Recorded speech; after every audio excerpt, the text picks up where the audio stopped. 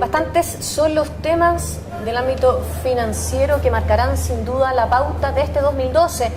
Hay proyectos de rebaja de la tasa máxima convencional, también un proyecto para consolidar las bases de datos de todos los chilenos, para hablar cómo podrían impactar estas futuras leyes a las multitiendas. Estamos con el gerente general del Comité de Retail Financiero, Claudio Ortiz. Claudio, muchas gracias por esta entrevista. Muchas gracias, Francisca, por la invitación. Claudio, como comentaba en la introducción, tenemos varios proyectos de ley y varios cambios regulatorios que sin duda podrían remecer a la industria que tú representas, específicamente a la parte del crédito de las multitiendas y sobre todo después del caso La Polar. ¿Cómo lo están viendo ustedes? Bueno, yo quisiera primero agregar, como parte de tu introducción, de que uno de los hitos relevantes para este año 2012 es la implantación del SENAC financiero. También. O sea, que ya dejó de ser proyecto de ley, pasa a ser una ley, y la implantación de esto va a marcar un hito extraordinariamente importante delante o después en nuestra industria, por todas las transformaciones, lo que significa. Entonces yo creo que ese va a ser uno de los temas que nos va a quitar enormemente el tiempo durante todo el primer semestre. En segundo lugar, obviamente lo que tú mencionabas en materia de tasa máxima convencional es un proyecto que nos tiene extraordinariamente preocupados por dos razones. Por un lado, esto va a afectar necesariamente el acceso al crédito de una gran cantidad de chilenos. Los estudios hablan que van entre 50.000, 700.000 personas que podrían estar expuestos de los sectores más vulnerables. Y por otro lado, esa es la mirada desde la óptica del consumidor. Pero la otra mirada, de la óptica de los proveedores, está la mirada de lo que puede significar este proyecto desde el punto de vista de mayores grados de concentración económica. Aquí también está en juego la sustentación futura y los modelos de negocio, sobre todo los retailers con exposición mayor en los segmentos C3D y los retailers que tienen, digamos, una posición de mercado, digamos, muy menor, y lo que acontezca con las cadenas regionales. ¿Usted cree que pueden ser absorbidas por las más grandes para poder hacerle frente a estas nuevas exigencias? O sea, hay una cosa clara. En esto, mientras más grande la empresa, tiene mucha más capacidad de sintonía fina, de reafinar, digamos, sus parámetros para reinventarse. Mientras más pequeña es la empresa, tiene menos capacidad para reinventarse. Y aquí estamos hablando también de cadenas a nivel regional. O sea, no solo las cadenas que uno está tradicionalmente acostumbrado a ver en la publicidad diaria, sino aquí está en juego también el futuro de las cadenas regionales. Entonces, desde esa perspectiva, hay que mirar esto de que cualquier error en el número final que se acuerde en materia de tasa máxima, si hay alguna dificultad importante, se da lo que plantean muchos de los analistas, eso podrá ser corregido a futuro, pero lo que no se puede corregir es que lo que acontezca entre medio, fusiones, ventas de cartera, ese tipo de situaciones no tiene vuelta atrás. Entonces lo que tenemos que tratar nosotros como industria de luchar es porque exista la mayor cantidad de actores en el mercado. Eso es bueno no solo para la industria, esto es bueno para los consumidores. Lo que nosotros no podemos descansar en que acontezca lo que sucede normalmente con estas mayores regulaciones, lo que ha pasado en otros continentes, como el caso, digamos, de Europa, en que el grado de concentración económica es realmente, digamos, importante. Claudio, pero hay un punto, esta mayor regulación no es en vano, es decir, tampoco el retail, y en particular el retail financiero, ha tenido un comportamiento que no haya llevado a estas mayores regulaciones. A la vuelta de la esquina tenemos el caso La Polar, que fueron repactaciones unilaterales en las que a personas que compraban un producto de 20.000 pesos se les terminó repactando y debían 2 millones de pesos. Por lo tanto, tampoco esto es gratuito y tampoco los segmentos más vulnerables, que eran los que atendía el caso La Polar, han sido precisamente protegidos por estas multitiendas. Por lo tanto, ¿no es un poco que ustedes se buscaron esta mayor regulación también? Ahora, yo creo que un gran error es al revés, tratar de legislar basado en un caso particular. Yo creo que a esta altura del partido nadie tiene duda de los errores y los fraudes y los problemas que se hicieron a partir del caso La Polar. Nosotros como industria rechazamos de plano y lo rechazamos desde un comienzo. Y creo que todo lo que se ha venido haciendo desde el punto de vista del proceso judicial, creo que corresponde y nos interesa que este tema se aclare a la mayor brevedad para de alguna manera despejar el tema de La Polar. No podemos vivir eternamente con el caso de La Polar, porque todo lo contrario, a raíz del caso de La Polar se están desarrollando una serie de iniciativas regulatorias que pueden traer consecuencias tremendas a la industria. ¿No hay una culpa y aquí hay un tema, nosotros respecto al tema de La Polar hemos sido muy categóricos, hemos hecho en su minuto los planteamientos, a nuestra opinión, y no quisiera volver a referirme a lo mismo, porque para nosotros este es un tema que lo hemos dejado atrás, estamos preocupados del desarrollo futuro de la industria, los tribunales están preocupados lo que acontezca con el caso de La Polar, y esa es la línea, digamos, que debe seguir este caso, y nosotros estamos preocupados de sacar adelante la industria. Y lo que nos interesa por el bien del mercado, por el bien de los consumidores, es que exista una gran cantidad de oferentes, porque eso no solo es bueno para los consumidores, eso es bueno para los trabajadores, eso es bueno para los proveedores. En la medida que haya mayor concentración económica, para los proveedores significa menos clientes a quien vender sus productos. Para los trabajadores, menos posibilidades, digamos, de cambiarse, digamos, de empleo. Entonces, esto es un contexto mucho más amplio en que hay que mirar, no solamente quedarse, digamos, respecto a lo que significa ciertos puntos menos en la tasa máxima convencional. ¿Ustedes tienen algún cálculo aproximadamente realizado de cuántas empresas chicas o empresas regionales podrían ser absorbidas o podrían ver muy complicado su negocio en caso de que la tasa máxima convencional se rebajara? Bueno, las empresas más afectadas en esto son del orden de unas 10 a 12 cadenas, digamos, que algunas con presencia nacional y otras con presencia regional, que son las que van a estar más afectadas con estas modificaciones. Entonces, a lo que nosotros nos preocupa, Francisca, es no solo las iniciativas a nivel individual, sino que la mirada de nosotros como industria es la ecuación de este conjunto de iniciativas. Permíteme explicarte, digamos, en detalle esto. En primer lugar, este año sí o sí, como te decía al comienzo, vamos a tener que hacernos cargo de toda la transformación al interior de las empresas para adecuarnos al sector financiero. ¿Cuáles son los riesgos ahí, Claudio? Esto significa mayores costos. Pero los riesgos para la industria, del CERNAC financiero en particular, ¿cuáles son? Mayores riesgos no, son mayores costos que nos va a significar. Ejemplos concretos, mayores costos. Nosotros nos vamos a hacer cargo de todo el sistema de solución de controversia según la ley, en que un cliente que no queda conforme en el sistema de atención de cliente tiene derecho a ir a un sistema de mediación que debe ser financiado por el emisor de crédito, y si no queda contento con la propuesta que hace el mediador, tiene derecho a gatillar el arbitraje financiero, lo cual también es de cargo del emisor de crédito. ¿Eso es parecido a lo que pasa en la banca con el defensor del cliente bancario? O sea, ustedes quieren hacer negocio financiero, están equiparándose las canchas. Un momento, que son cosas distintas. Porque el defensor, digamos, del cliente bancario es una instancia de solución de problemas muy parecido a lo que puede hacer un mediador. Distinto del caso cuando hablamos de un árbitro financiero, en que el árbitro financiero significa hacer justicia. Eso significa que la persona que actúe como tal, actúa como un juez.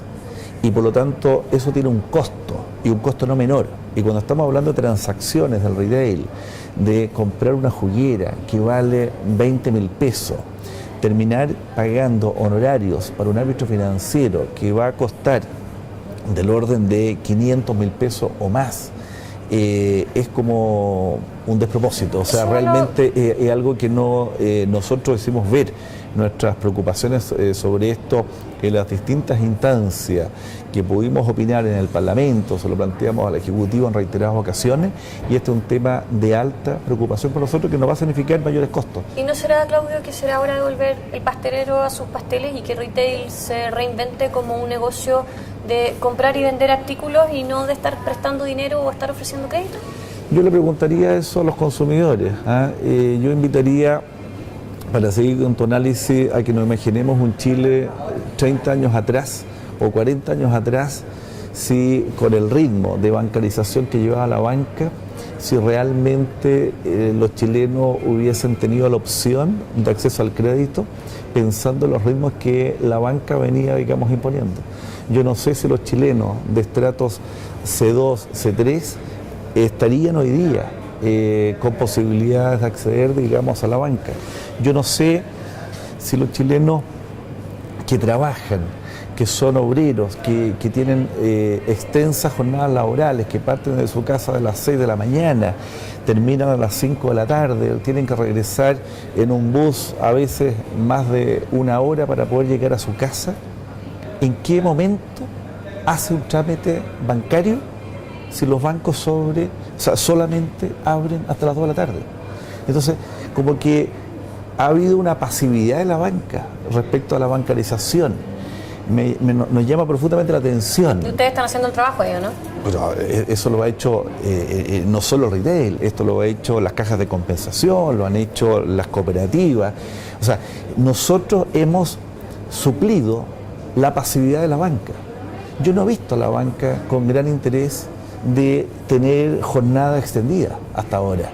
Esto que para nosotros, para ti puede ser algo que es así, que es un dato de la causa, cuando uno sale al exterior no es así. O sea, tú vas a Brasil, aquí cerca de nuestra región, y los bancos atienden el horario de comercio. Entonces, como que la banca no estuviese con deseos de ir a buscar los clientes. Claudio, pero, a ver, enfoquémonos. ¿Cuál es el core business del retail?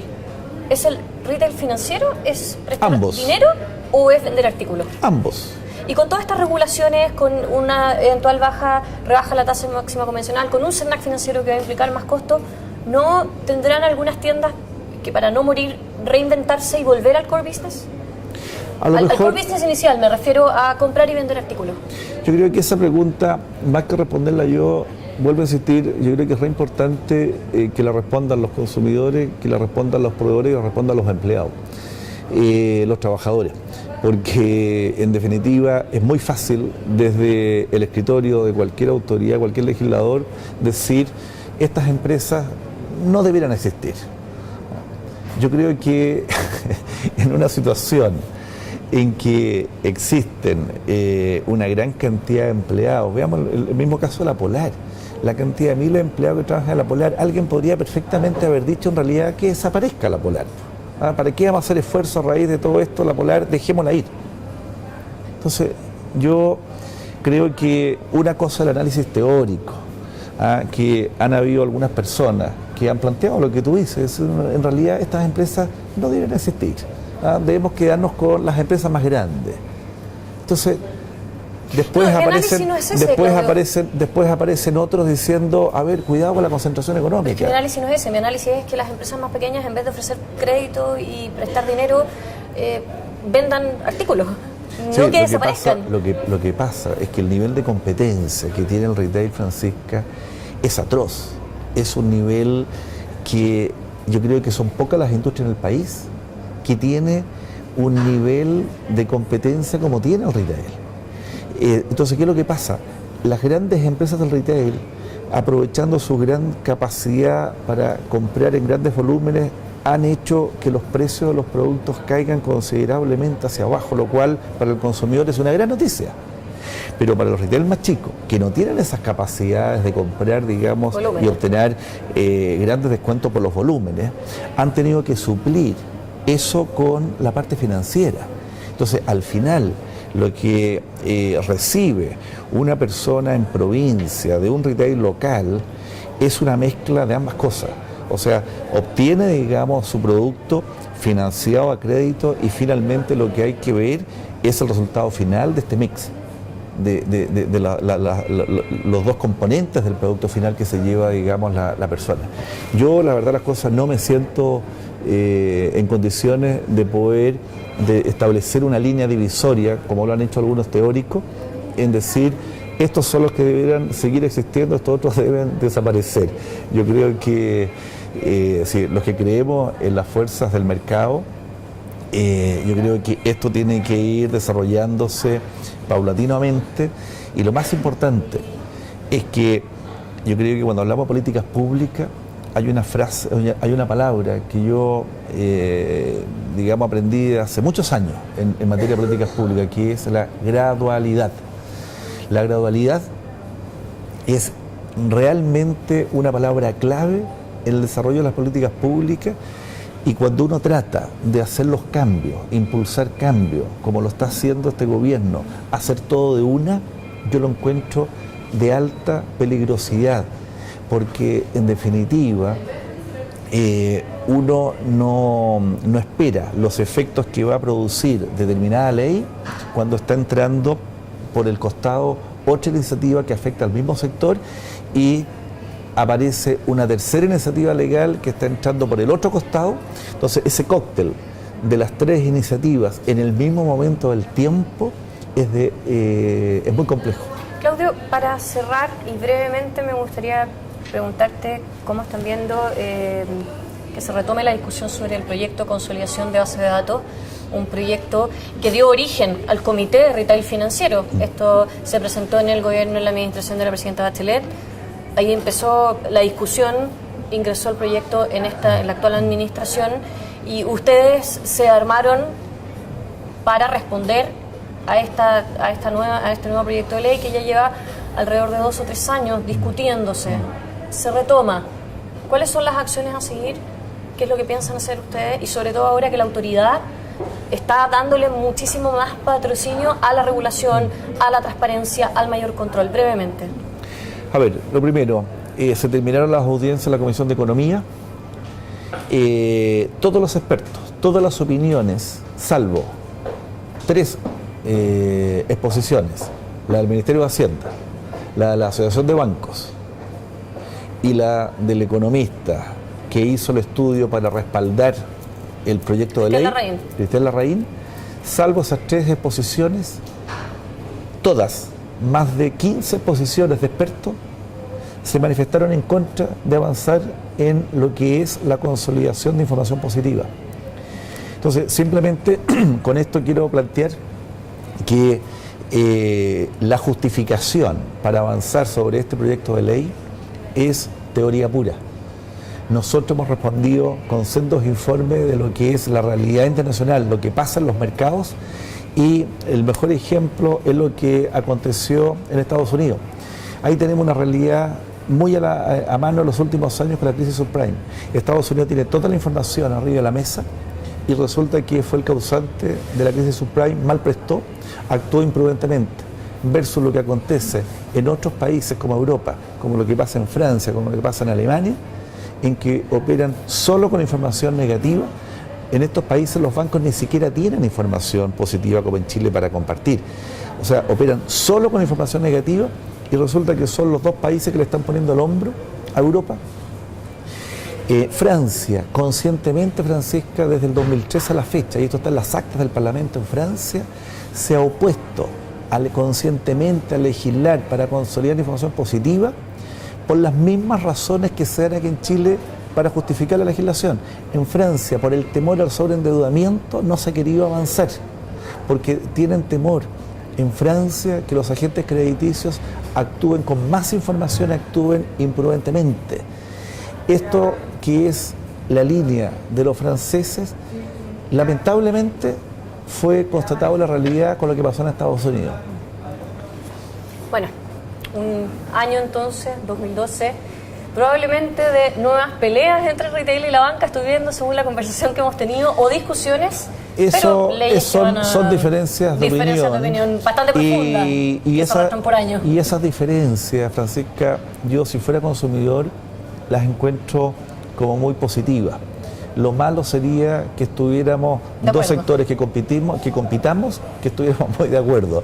Entonces yo creo que estas diferencias, que son diferencias de enfoque, de cómo miramos los mercados, son diferencias obviamente de tipo comercial, yo creo que se transforman en una gran noticia para los consumidores. Bueno, vamos a ver entonces qué es lo que pasa con estas leyes. Claudio, muchas gracias por esta entrevista. Gracias por la invitación, Francisca.